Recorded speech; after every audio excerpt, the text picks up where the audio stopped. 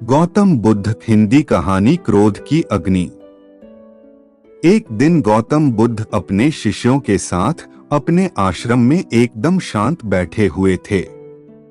गौतम बुद्ध को इस तरह शांत बैठे हुए देखकर उनके शिष्य चिंतित हुए कि कहीं वह अस्वस्थ तो नहीं है।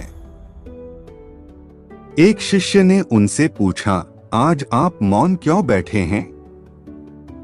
क्या शिष्यों से कोई गलती हो गई है? तभी एक अन्य शिष्य पूछ बैठा, कहीं आप अस्वस्थ तो महसूस नहीं कर रहे हैं? गौतम बुद्ध मौन रहे, उन्होंने कोई जवाब नहीं दिया। इसी बीच थोड़ी दूरी पर खड़ा एक व्यक्ति जोर से चिल्लाया, आज मुझे सभा में बैठने की अनुमति क्यों नहीं दी गई? उसकी बात का कोई जवाब नहीं देते हुए गौतम बुद्ध आंखें बंद करके ध्यान मग्न हो गए। बुद्ध से कोई जवाब न आता देख वह व्यक्ति फिर से चिल्लाया, आखिरकार मुझे प्रवेश की अनुमति क्यों नहीं मिली? एक उदार शिष्य ने उसका पक्ष लेते हुए गौतम बुद्ध से कहा कि उसे सभा में आने की अनुमति प्रदान की जानी चाहिए। बुद्ध ने आंखें खोली और बोले, नहीं, वह अछूत है, उसे अनुमति नहीं दी जा सकती।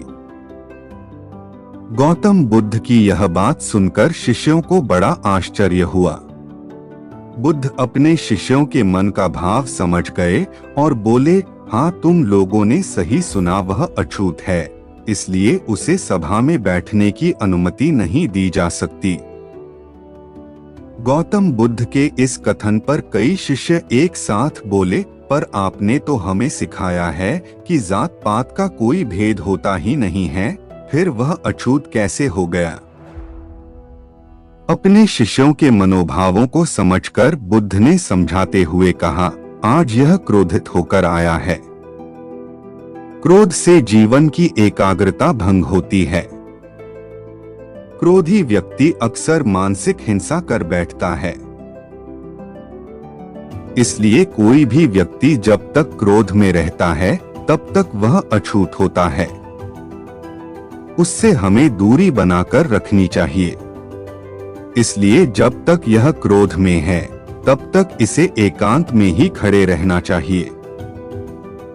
क्रोधित शिष्य बुद्ध की बातें सुनकर आत्मग्लानि से भर गया। पश्चाताप की अग्नि में तपकर वह समझ चुका था कि अहिंसा ही महान कर्तव्य व परम धर्म है।